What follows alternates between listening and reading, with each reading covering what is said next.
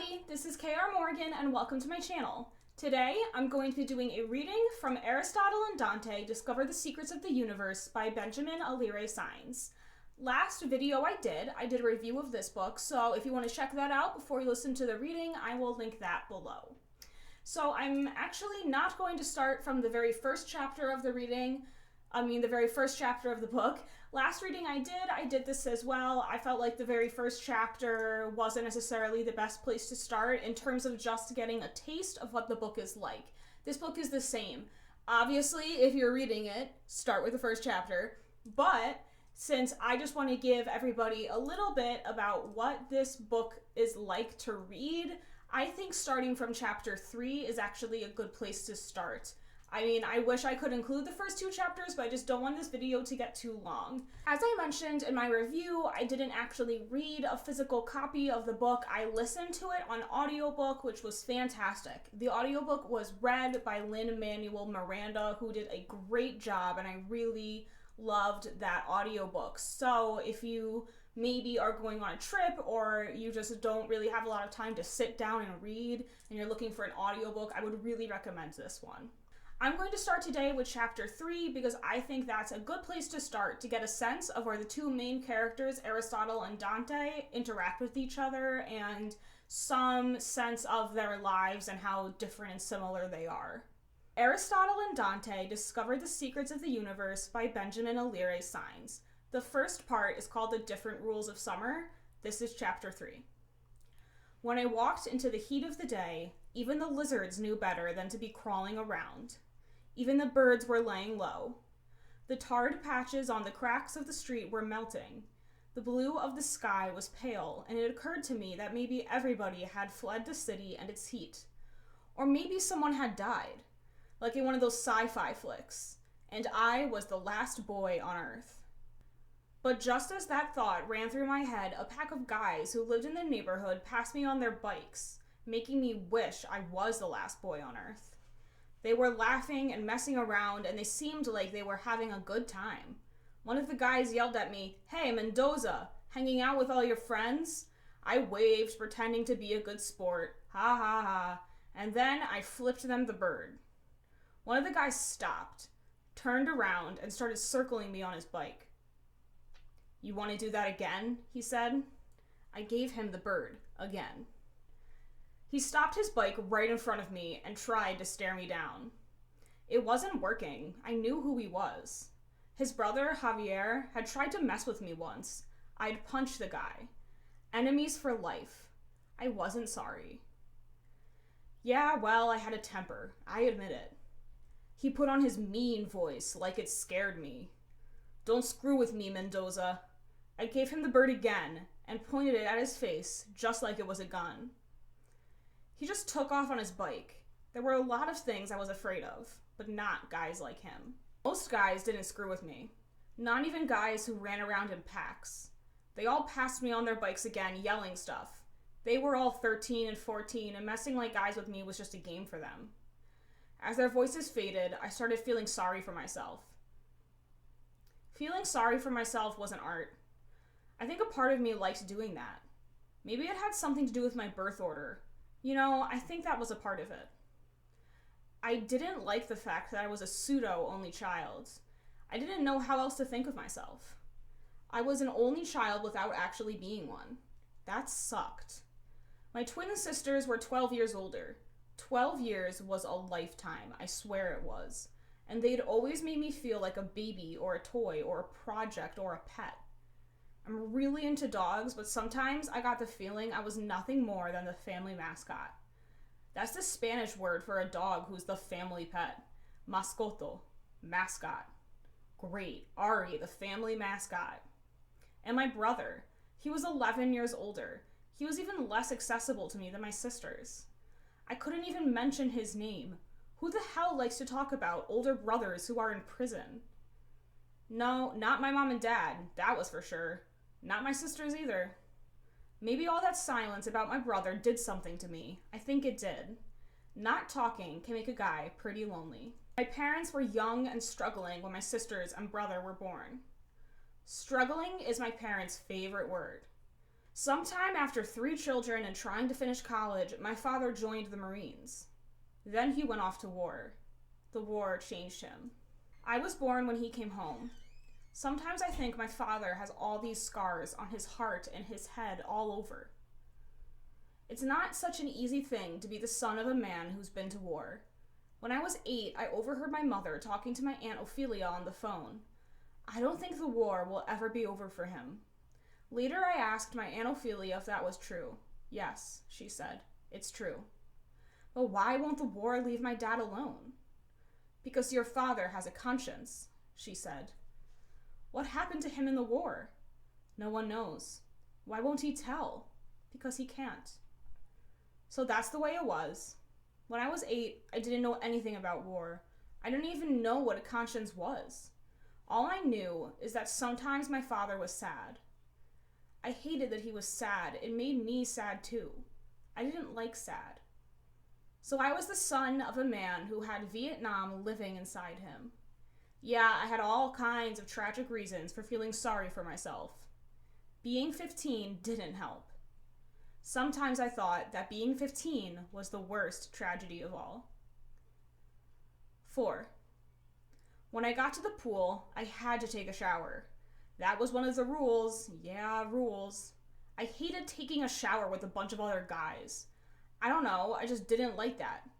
You know, some guys liked to talk a lot, like it was a normal thing to be in the shower with a bunch of guys and talking about the teacher you hated or the last movie that you saw or the girl you wanted to do something with. Not me. I didn't have anything to say. Guys in the shower, not my thing. I walked to the pool and sat on the shallow side and put my feet in the water. What do you do in a pool when you don't know how to swim? Learn. I guess that was the answer. I had managed to teach my body to stay afloat on water. Somehow, I'd stumbled on some principle of physics. And the best part of the whole thing was that I'd made the discovery all on my own. All on my own. I was in love with that phrase. I wasn't very good at asking for help, a bad habit I inherited from my father. And anyway, the swimming instructors who called themselves lifeguards sucked. They weren't all that interested in teaching a skinny 15-year-old punk how to swim. They were pretty much interested in girls that had suddenly sprouted breasts. They were obsessed with breasts. That's the truth. I heard one of the lifeguards talking to one of the other lifeguards, and he was supposed to be watching a group of little kids. A girl is like a tree covered with leaves. You just want to climb up and tear all those leaves off. The other guy laughed. You're an asshole, he said. Nah, I'm a poet, he said. A poet of the body. And then they both busted out laughing. Yeah, sure, they were budding Walt Whitmans, the two of them.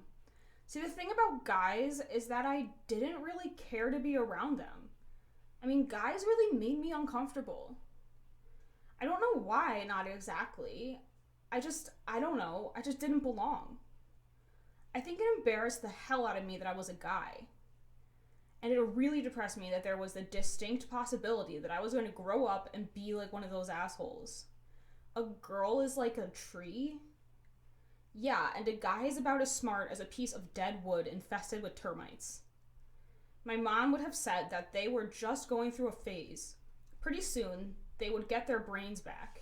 Sure they would. Maybe life was just a series of phases. One phase after another after another. Maybe in a couple of years, I'd be going through the same phase as the 18-year-old lifeguards. Not that I really believed in my mom's phase theory. It didn't sound like an explanation. It sounded like an excuse. I don't think my mom got the whole guy thing either. I didn't get the guy thing either. And I was a guy. I had a feeling there was something wrong with me. I guess I was a mystery even to myself. That sucked. I had serious problems. One thing was for sure, there was no way I was going to ask one of those idiots to help me out with my swimming. It was better to be alone and miserable. It was better to drown. So I just kept to myself and sort of floated along. Not that I was having fun. That's when I heard his voice. Kind of squeaky. I can teach you how to swim. I moved over to the side of the pool and stood up in the water, squinting into the sunlight. He sat down on the edge of the pool. I looked at him suspiciously. If the guy was offering to teach me how to swim, then for sure he didn't have a life. 2 guys without a life? How much fun could that be? I had a rule that it was better to be bored by yourself than to be bored with someone else. I pretty much lived by that rule. Maybe that's why I didn't have any friends. He looked at me, waiting, and then he asked again, I can teach you how to swim, if you want. I kind of liked his voice. He sounded like he had a cold. You know, like he was about to lose his voice. You talk funny, I said. Allergies, he said. What are you allergic to? The air, he said. That made me laugh. My name's Dante, he said. That made me laugh harder. Sorry, I said. It's okay, people laugh at my name. No, I said, see, it's just that my name's Aristotle. His eyes lit up. I mean, the guy was ready to listen to every word I said. Aristotle, I repeated. Then we both kind of went a little crazy, laughing. My father's an English professor, he said. At least you have an excuse. My father's a mailman. Aristotle is the English version of my grandfather's name. And then I pronounced my grandfather's name with this really formal Mexican accent. Aristoteles. And my real first name is Angel. And then I said it in Spanish. Angel. Your name is Angel Aristotle? Yeah, that's my real name. We laughed again. We couldn't stop. I wondered what it was we were laughing about. Was it just our names? Were we laughing because we were relieved? Were we happy? Laughter was another one of life's mysteries. I used to tell people my name was Dan. I mean, you know, I just dropped 2 letters. But I stopped doing that. It wasn't honest. And anyway, I always got found out, and I felt like a liar and an idiot. I was ashamed of myself for being ashamed of myself. I didn't like feeling like that. He shrugged his shoulders. Everyone calls me Ari, I said. Nice to meet you, Ari. I liked the way he said, nice to meet you, Ari. Like he meant it. Okay, I said. Teach me how to swim. I guess I said it like I was doing him a favor. He either didn't notice or didn't care. Dante was a very precise teacher. He was a real swimmer, understood everything about the movements of arms and legs and breathing, understood how a body functioned while it was in the water. Water was something he loved, something he respected. He understood its beauty and its dangers. He talked about swimming as if it were a way of life. He was 15 years old. Who was this guy? He looks a little fragile, but he wasn't. He was disciplined and tough and knowledgeable, and he didn't pretend to be stupid and ordinary. He was neither of those things. He was funny and focused and fierce. I mean, the guy could be fierce, and there wasn't anything mean about him. I didn't understand how you could live in a mean world and not have any of that meanness rub off on you. How could a guy live without some meanness? Dante became one more mystery in a universe full of mysteries. All that summer, we swam and read comics and read books and argued about them. Dante had all his father's old Superman comics. He loved them. He also liked Archie and Veronica. I hated that shit. It's not shit, he said. Me, I liked Batman, Spider-Man, and the Incredible Hulk. Way too dark, Dante said. This from a guy who loves Conrad's Heart of Darkness. That's different, he said. Conrad wrote literature.